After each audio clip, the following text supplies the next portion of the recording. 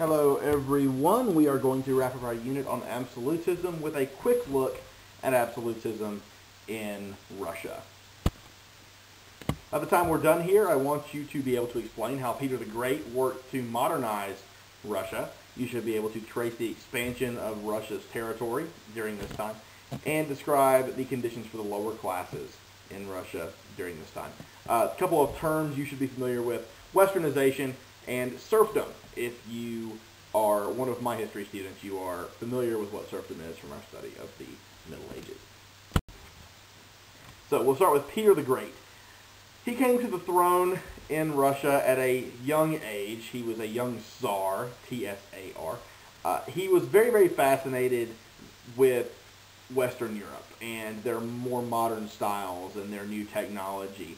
Russia, compared to the rest of Europe, was completely backwards, and his life's ambition really became to reverse that and bring Russia up to speed with the rest of Europe and make them a power that was, respected throughout the world. So to that end, he embarked on a period of what he called westernization, which is where he introduced Western culture and customs into his court. For example, he made his nobility and people in his court cut their hair. They had always worn much longer hair. He made them crop it up a little shorter, like a lot of other European countries had as the norm. He made people at his court grow mustaches, because that's what people in Europe did. People who resisted these changes, and it went beyond hair, by the way. It was clothes. It was, the way people ran their houses, stuff like that. People who resisted were dealt with very harshly, in some cases killed. Peter the Great was serious about his westernization. During this time, Russia got really, really big, which is one of the main things Russia may be known for by people who are new to studying history. Through a series of wars, they gained a bunch of land. They defeated Sweden in a series of wars, and they worked out some deals with China to expand east, north of China, in the area we would call Siberia, which is just a really, really, really cold area out in East Russia, the Asian part of it. Inland they got from Sweden, Russia built their crown jewel, which was the city of St. Petersburg. It is very, very extravagant. The building on this video's title slide is a building in St. Petersburg.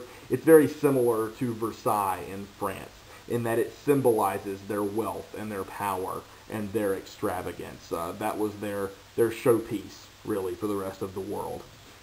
Finally, to help their economy out, the Russians won some land along the Black Sea, which is the sea located north of Turkey, modern-day Turkey. And that gave them really their first, what we call, warm water port. Russia, has a lot of land on its northern border, or a lot of water, I should say, on its northern border, but it's all frozen over. And they needed a warm water port to facilitate trade and access the rest of the Mediterranean and trade with other European countries. So that was very big for them. Catherine the Great succeeded Peter the Great. Peter the Great died in 1725, heirless.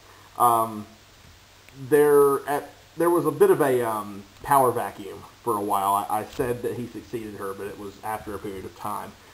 Some nobility, ruled for a while. There was a series of fairly weak, ineffectual rulers. Catherine the Great came to power in 1762 when her husband, who was Tsar Peter III, was murdered. And there are conspiracy theories out there that she actually had a hand in that she was in on some kind of conspiracy to kill him and take power for herself. Never been proven, but, it adds to the whole soap opera-like intrigue, I guess, of royal families.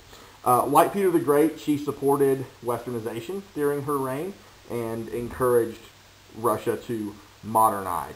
She was very ruthless to the lower classes at the same time. She was trying to keep the nobility happy, so she favored them, and really, as a result, made things pretty bad for the lower classes. And as a result, serfdom increased in Russia during her reign. And at this point, serfdom, where you were bound to the land, serfdom is where you're a peasant on a fee for whatever, and you can't leave, like you're not owned, but you are pretty much stuck there.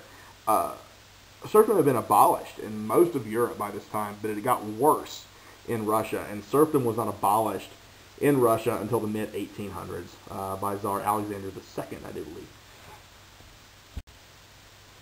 So, we've talked about the 5 major powers in Europe during this time. So here's a little bit of a summary. Remember that absolutism took hold in 4 of those 5. England is the odd man out. England was dominated by Parliament. Absolutism never really took hold. But in Spain, in France, in Russia, and in the Holy Roman Empire, Austria, absolutism was all the rage. Now, would this last? No, it absolutely would not. Some new ideas, new philosophies on the role of the monarchy, new philosophies on people's rights and the way government should operate would take hold after this era. It was known as the Enlightenment, and we'll be talking about that in my class a couple of units hence. But that would lead to directly the downfall of the French monarchy in 1789, and that threw off the balance of power in Europe, which led to Napoleon taking power, which kind of messed everybody up and totally threw everything off. So while this absolutism era is interesting, it is a fleeting moment in the history of Europe. That'll do it. Make sure you look back at the other absolutism videos if you need refreshers on those countries. And as always, ask your teacher should you have any questions. Cheers.